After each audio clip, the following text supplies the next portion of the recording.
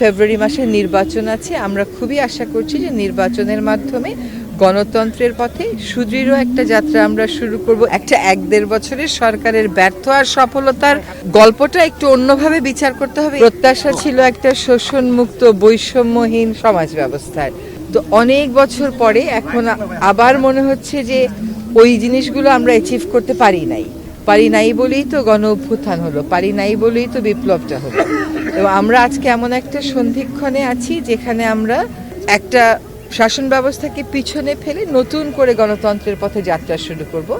সেখানে আমাদের ফেব্রুয়ারি মাসে নির্বাচন আছে। আমরা খুবই আশা করছি যে নির্বাচনের মাধ্যমে গণতন্ত্রের পথে সুদৃঢ় একটা যাত্রা আমরা শুরু করব, এই জন্য যে এখানে কেবলমাত্র একটা নির্বাচনই হচ্ছে না, একটা গণভোটও হচ্ছে, যেখানে সংস্কার প্রশ্নে বড় কতগুলো বিষয়ে জনগণ তাদের মতামত জানাতে পারবে। এখন তার উপর নির্ভর করে গণতন্ত্রের যাত্রাটা এবার পরিবর্তিত আকারে শুরু হতেই পারে। এটা তো সত্য কথা যে 54 বছর পরেও যখন একটা গণ অভ্যুত্থান হতে হয়, তার অর্থ হচ্ছে 71-এর যে স্বপ্নটা আমাদের ছিল, যেই বিশ্বাসটা আমাদের ছিল, যে প্রত্যাশাটা আমাদের ছিল, রাষ্ট্র সেই প্রত্যাশাটা পূরণ করতে পারেনি। তো আমরা আশা করি এই নির্বাচনের মাধ্যমে একটা ভিত্তি স্থাপন হবে, যে ভিত্তিটা গণতন্ত্রকে যেমন সুদৃঢ় করবে, তেমনি জনগণের কাছে সরকারকে জবাবদিহি করতে বাধ্য করবে, এবং একটা বৈষম্যহীন শোষণমুক্ত সমাজ গড়ার যে স্বপ্নটা আমাদের এখনো রয়ে গেছে, অধরা রয়ে গেছে, সেটা আমরা পূর্ণতার দিকে নিয়ে যাওয়ার যাত্রাটা শুরু করতে পারবো। বাংলাদেশের রাজনীতিতে এটা একটা খুবই বিষয় যে আমাদের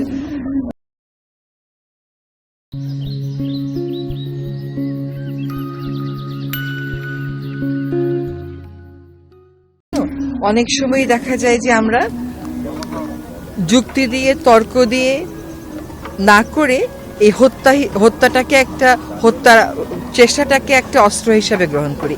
এটা অত্যন্ত নিন্দনীয় এবং কাপুরুষোচিত। এটার মধ্যে তো কোনো বীরত্ব নেই। আপনার যদি শক্তি থাকে, আপনি জনগণকে ফেস করেন, এবং জনগণকে ফেস কেমন করে করতে হয় একটা গণতান্ত্রিক রাষ্ট্রে, তো সেটা সকলেই জানে, সেটা সকলের কাছে স্পষ্ট। সেটা না করে প্রতিপক্ষকে ঘায়েল করার এই যে একটা রাজনৈতিক সংস্কৃতি চলে এসছে, একটা 1-1.5 বছরের সরকারের ব্যর্থ আর সফলতার গল্পটা একটু অন্যভাবে বিচার করতে হবে, এই জন্য যে আমরা যখন রাষ্ট্র পরিচালনার দায়িত্বটা নিয়েছিলাম, তখন একেবারে ভেঙে পড়া একটা অবস্থা থেকে আমরা কাজটা শুরু করেছি। সেই ভেঙে পড়া অবস্থাটাকে জোড়া লাগিয়ে রাষ্ট্রটাকে আবার একটা যাত্রার দিকে নিয়ে যাওয়াই ছিল আমাদের কাজ। আমরা সেই কাজটা করেছি। সেখানে আমি নিজেকে এই সরকারকে ব্যর্থ বা সফল কোনোটা বলারই কোনো সুযোগ দেখতে পাচ্ছি না। এই সরকার তখনই সফল হবে যখন দেখা যাবে যে উদ্দেশ্য নিয়ে এই সরকারের যাত্রাটা একটা সুষ্ঠু নির্বাচন বিশেষ পর্যন্ত গিয়ে আমরা সফল হব। আর একটা কথা হচ্ছে, নিরাপত্তা দেয়ার যতটুকুন স্বাভাবিক প্রস্তুতি থাকে, সবটুকুন স্বাভাবিক প্রস্তুতি আমাদের আছে। কিন্তু এখন দেখা যাচ্ছে সাম্প্রতিক সময়ের আঘাতটা দিয়ে যে স্বাভাবিক প্রস্তুতির চাইতেও বেশি কিছু আমাদেরকে নিতে হবে, কারণ প্রতিপক্ষ আরও বেশি সংগঠিত এবং সে পিছন দিক থেকে আঘাত করছে। এই যে পিছন দিক থেকে আঘাত, এটার বিপরীতে আমাদেরকে আরও বেশি ব্যবস্থা গ্রহণ করতে হবে, এবং গ্রহণ করছি। আমরা নিরাপত্তা আরও জোরদার করছি। আমাদের প্রচেষ্টা হচ্ছে সুষ্ঠু একটা নির্বাচন হবে। আমাদের প্রচেষ্টা হচ্ছে স্বতঃস্ফূর্তভাবে লোকে ভোট দিতে পারবে। আমাদের প্রচেষ্টা হচ্ছে শান্তিপূর্ণভাবে লোকে ভোট দিতে পারবে।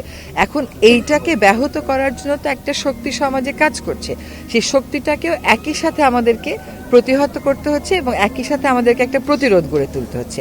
আমাদের প্রত্যাশার জায়গা থেকে আমরা বলে দিতে পারি যে আমরা শান্তিপূর্ণ, সুষ্ঠু, স্বতঃস্ফূর্ত একটা নির্বাচনের দিকে তাকাচ্ছি। অবশ্যই এটার বিপরীতে এখন দেখতে পাচ্ছি আরও বেশি প্রকট করে প্রতিপক্ষ যে আঘাতগুলো হানছে, সেগুলো আসলে রক্তাক্ত, একটা সংঘাতময়। সেটার জন্য আমাদেরকে এখন বাড়তি প্রস্তুতি নিতে হচ্ছে। জনগণকে ভীত করে ফেলার একটা প্রচেষ্টা চলছে। সরকারের দায়িত্ব হচ্ছে জনগণকে আশ্বস্ত করা, যাতে করে জনগণের মধ্যে ওই ভয়ের সংক্রমণটা না হয়। আমরা আমাদের জায়গা থেকে সাধ্যমতন সেই চেষ্টা করে যাচ্ছি।